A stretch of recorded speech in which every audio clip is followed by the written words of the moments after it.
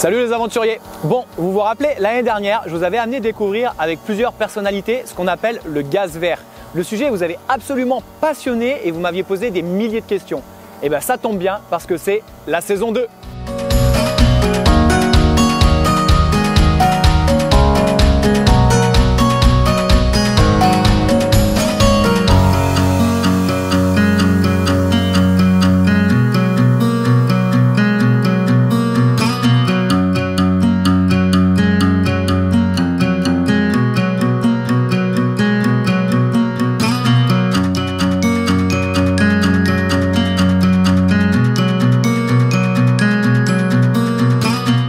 Alors là, je pars rejoindre Alexandre Calvez, qui est un YouTuber. Il vient faire une petite vidéo sur le sujet. J'ai hâte de lui présenter le BioGNV, ça va être passionnant.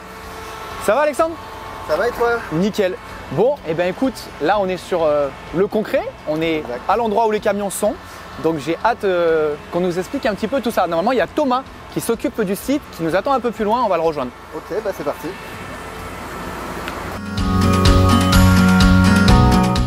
Je crois qu'il va nous attendre par là-bas. Exactement. Les camions.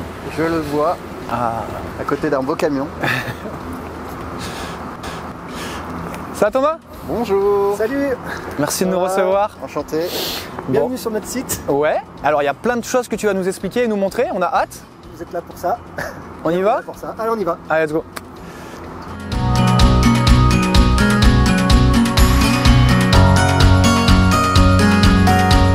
Donc ça, c'est le fameux camion qu'on est venu voir. C'est le fameux camion, exactement. Ok, alors du coup, quelle est sa particularité à ce camion? Alors c'est un camion qui roule au BioGNV. Au BioGNV, alors BioGNV ou le gaz vert, est-ce que tu peux peut-être expliquer pour ceux qui n'ont pas vu les vidéos précédentes et Alexandre aussi peut-être? Alors bien sûr, donc alors déjà dans BioGNV il y a GNV, donc le GNV c'est pour gaz naturel pour véhicule. Ouais. Donc c'est un gaz, c'est un carburant. Et celui-ci, la particularité c'est d'être d'origine Renouvelable. Exactement. À la différence d'un gaz qui serait d'origine fossile. D'accord. Donc ce gaz, il est d'origine renouvelable. Pourquoi? Parce qu'il est fabriqué à base de déchets organiques, qui peuvent être de différentes sources, agriculture, des déchets agricoles, des déchets, des fermentescibles, déchets issus de l'industrie agroalimentaire, ou voire même des stations d'épuration. Donc, nous, on fait partie du cycle. On fait partie du Les cycle. chauffeurs peuvent rouler un peu grâce à nous aussi. Exactement, on a tendance à dire qu'on roule avec nos déchets, et voire même on roule avec... Nos déchets. Ok, d'accord. Alors, on va peut-être présenter l'endroit. Là, on est où? Alors ici, nous sommes à Fleury-Mérogis sur la plateforme Hologistique, plateforme qui est dédiée au e-commerce alimentaire, livré à domicile. Ok. Vous avez ici probablement la plus grosse plateforme de France dédiée au e-commerce alimentaire. Et on va livrer principalement l'Île-de-France, le Grand Île-de-France, et des courses par exemple que vous allez pouvoir commander sur le site monoprix.fr. Dès que vous passez commande sur ce site-là, on vient vous livrer depuis cet entrepôt-là. Ok. Donc, ce sont ces fameux camions qui font la livraison. Et il n'y a que ça. Alors aujourd'hui, on a la particularité d'avoir une flotte 100% BioGNV, 100% sur le modèle qu'on voit là. Donc on a un seul type de camion. Donc c'est pas eux juste pour la démonstration et d'autres qui sont cachés plus loin. Non, on est entouré de camions. Okay. 100% de la flotte roule au gaz vert. Alors, je dirais même plus loin, 100% de la flotte roule au gaz vert, mais on roule avec 100% de gaz vert. Ok. Le carburant qu'on met, il est 100% issu de méthaniseurs locaux, français. Tu parles dans un premier temps de la problématique environnementale. Donc on est clairement avec le BioGNV sur une alternative écologique au diesel, c'est ça. Est-ce que tu as des chiffres à nous citer? Alors, le BioGNV est effectivement une alternative concrète et disponible sur le marché au diesel, et surtout pour ce type de véhicule. On peut parler d'autres types de carburants alternatifs, mais celui-ci c'est quelque chose qui est concret et disponible sur le marché, donc ça c'était important. En plus de ça, aujourd'hui, si on raisonne BioGNV, on a un bilan carbone qui est extrêmement favorable. On estime qu'on est globalement entre 80 et 90% de CO2 de moins que du véhicule diesel. Ah ouais. Norme Euro 6. Ok, voilà. 80 à 90%. Exactement, après ça dépend de la façon dont on compte, mais c'est l'ordre de grandeur.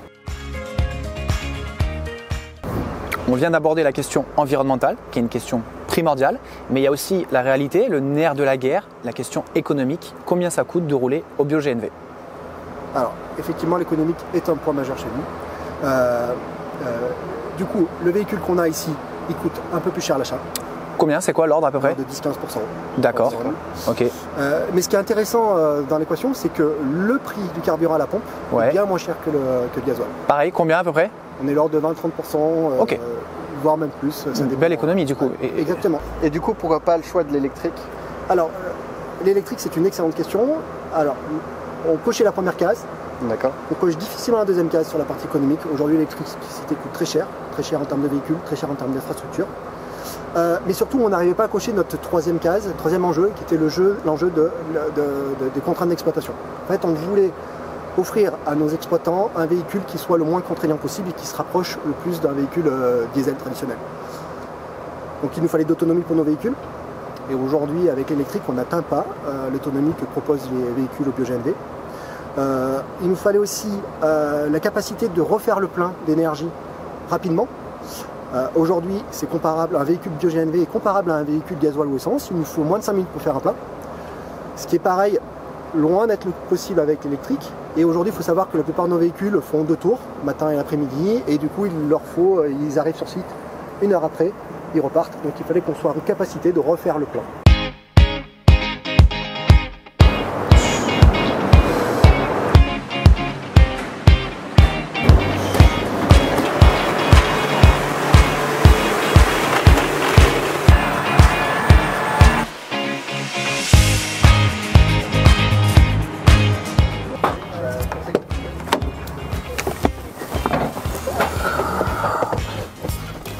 C'est confortable ça. Alors, ici on est là pour parler aussi de livraison. Quel est l'intérêt écologique, désolé je vais tout le temps te parler d'écologie, mais de se faire livrer? C'est des camions en plus Alors, effectivement, c'est des camions qui sont sur la route, mais on enlève aussi des véhicules sur la route.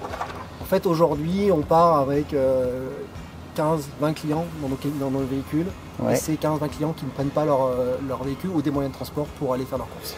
Ah, vu comme ça, on est sur une espèce de covoiturage alimentaire, quoi. Exactement. Et aujourd'hui, on estime que ce modèle-là, c'est 4 fois plus vertueux, 4 fois moins d'émissions que si chacun prenait un autre type de moyen de transport à titre personnel. Et ça, du coup, c'est en prenant en compte le fait que les gens habitent pas au même endroit, dans le même quartier. Enfin, vous allez à droite à gauche, non? Ça, c'est le job des algorithmes de l'optimisation transport. Donc, on a un algorithme qui permet de focaliser les livraisons, de dédier les créneaux de livraison à nos clients, uniquement là où les camions vont passer, où les camions passent au plus près des clients. Ok. Vous n'avez pas un camion qui va faire ça, tout le tour de Paris. Il va aller dans le même arrondissement à peu près ou dans le même coin, quoi. Exactement. Et du coup, ça peut être frustrant pour nos clients parce qu'ils peuvent ne plus voir de créneaux, mais on privilégie l'optimisation transport pour aller plus loin dans notre démarche environnementale. Ok, top. Et donc ça, c'est la station d'avitaillement dont je vous avais déjà parlé dans une vidéo précédente que je vous encourage à aller voir, où on va recharger en bio-GNV son véhicule.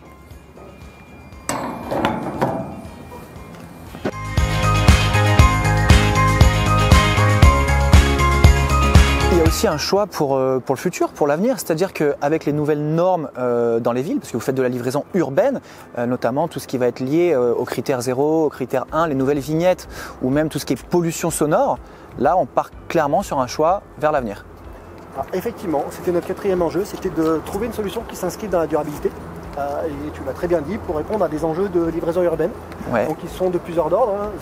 Il y a des zones qui sont restreintes à certains types de véhicules en termes d'émissions de CO2. Donc ces véhicules ont la particularité d'être critère 1. Donc ils y ont accès. Donc ils ont accès. La pollution sonore aussi. Pollution sonore, exactement. Donc ça, c'est le pas d'après. Mais aujourd'hui, on a des véhicules qui ont la particularité d'être silencieux, en tout cas beaucoup plus silencieux, 2 fois plus silencieux. 2 fois plus silencieux qu'un diesel ou un véhicule actuel. Un véhicule diesel. Ok. Du coup, ce qui nous permet de répondre à des certifications de livraison urbaine, notamment de livraison urbaine la nuit.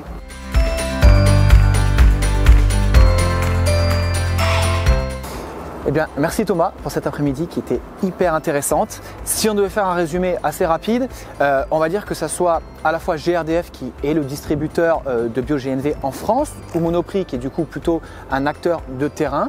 Vous êtes clairement des acteurs de la transition énergétique et vous vous dirigez vers cet objectif qui est de 100% de gaz vert en France en 2050. Exactement, et je pense qu'on l'a bien vu cet après-midi, mais nous sommes engagés sur cette démarche éco-responsable et nous le serons encore.